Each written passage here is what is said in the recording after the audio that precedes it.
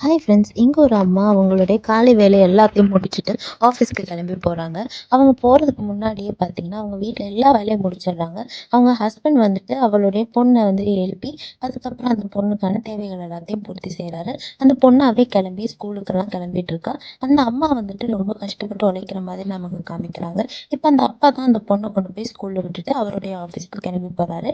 Evening உனக்கு பிடிச்சதெல்லாம் சமைச்சு வைக்கிறேன்னு சொல்கிறாரு. அந்த பொண்ணும் அவங்க அப்பாவும் வீட்டுக்கு வந்துடுறாங்க. அவங்க அம்மா வர்றதுக்கு லேட் ஆகுது. அந்த அம்மா வேலை முடிச்சு டயர்டா வீட்டுக்கு வராங்க.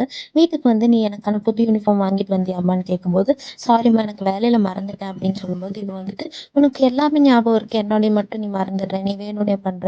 நீ எல்லாம் ஒரு அம்மாவான்ற" மாரி கேட்டுட்டு அவ போயிடுறா. அடுத்த நாள் பார்த்தீங்கன்னா, ஸ்கூல்ல ஒரு காம்படிஷன் நடக்குது. இவ தான் பெஸ்ட் பெர்ஃபார்மருக்கான அவார்டும் வாங்குறா. இத கொண்டு போய் நம்ம அம்மா கிட்ட காமிச்சா அவங்க ரொம்ப சந்தோஷப்படுவாங்க அப்படின்னு வந்துட்டு வெயிட் பண்ணிக்கிட்டு இருந்தா. காலையிலேயே அவ வந்துட்டு, "நீ தான் என்ன பிக்கப் பண்ண வரணும்" அப்படின்னு அவங்க அம்மாட்ட சொல்லியிருப்பா. ஆனா நைட்டு இவங்க அப்பா தான் இவள பிக்கப் பண்ண வந்திருப்பாரு. நைட்டு 8 மணிக்கு மேல ஆயிடும்.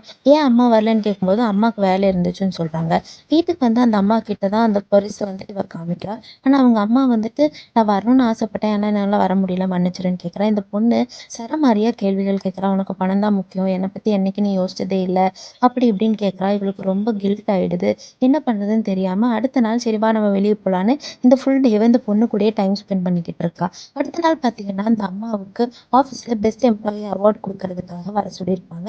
இந்த அம்மா வந்து இவளுடைய பொண்ணையும், ஹஸ்பண்டையும் மட்டும் இன்வைட் பண்ணியிருப்பாங்க. எல்லாரும் அந்த அம்மாவ பாராட்டி பெருசா பேசுறாங்க. அவளுக்கு ஒரு காரும் பரிசா தராங்க.